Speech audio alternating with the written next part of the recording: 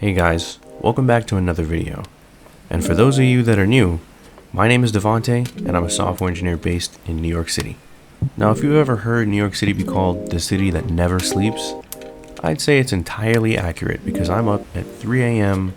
with peppermint tea and sushi, getting ready to write some code. And I figured, why not take you guys with me? If you watched the last video, then you already know I've been working on a website for a modeling agency called AF Castings. Most agency sites are either not performant or straight up ancient, or like a true old business, they don't even have a website. So the goal of this project is to improve the digital presence of the client. First step is having a website, second step is good SEO, and the last step is completely unknown to me. I'm literally making this up as I go.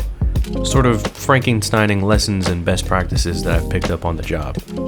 So for today's video, I'm going to be giving you guys the rundown on how I built what I have so far, what the bugs are, how I plan to fix them, and what features will be built in the future. Alright, let's start with what I built. The meat and potatoes of this site is the page that displays all of the models that are on the agency's roster.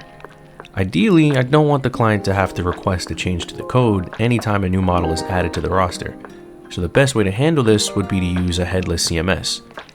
I chose Sanity for this because of how you have the ability to build custom CMS experiences. With this, I can create forms that will allow the client to add new content in the form of models, and I also decided to opt for TypeScript and Next.js for the front end.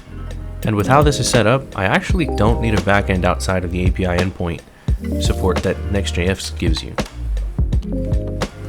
All I need to do is request data from the Sanity API, and that's done here. Just a quick heads up, I built this in a bit of a hurry, so not everything is as clean and efficient as I'd like it to be. Just thought I'd throw that disclaimer in there before you guys eat me alive in the comments. I'd like to get my components to be a bit more granular and reusable, and I can definitely see that I've got a lot of bloated components in general. But the first priority is having a finished product. Once this thing is feature complete, I'll only have to worry about tech debt.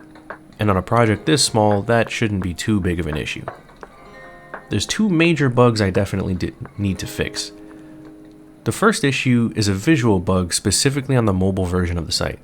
Because I'm stubborn, I decided not to use a component library, so now my modal is sometimes cut off on mobile or outright broken. Which is funny because I then proceeded to use Material UI for the filters because I realized just how much work it would be otherwise. Yeah, silly me. The second issue is also present on mobile. The way the filters are currently set up kinda sucks.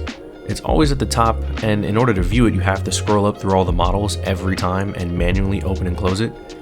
I'm thinking that on a mobile experience, a pop-up design would probably be more effective.